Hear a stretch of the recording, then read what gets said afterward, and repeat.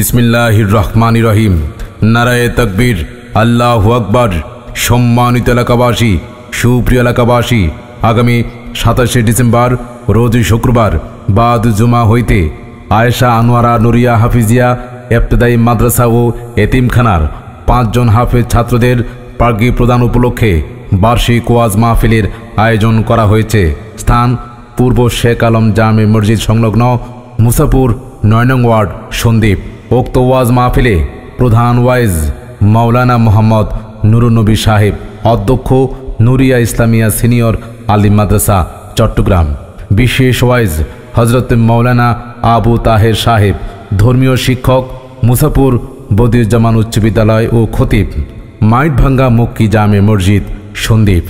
হাফেজ মাওলানা কারি মোহাম্মদ শিহাবুদ্দিন সন্দ্বীপী সাহেব, পরিচালক দারুল আমিন মাদ্রাসা ও খতিব বায়তুন্নুর জামে মসজিদ, চট্টগ্রাম।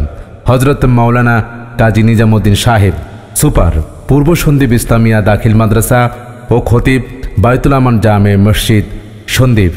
হাফেজ মাওলানা সাইফুল ইসলাম মোহতামিম, অত্র মাদ্রাসা।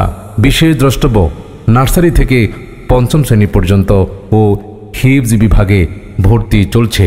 মহিলাদের পর্দার সহিত ওয়াজ শোনার সুব্যবস্থা রয়েছে। উক্ত মাহফিলে দলে দলে যোগদান করে দুজাহানের অশেষ নেকি হাসিল করুন।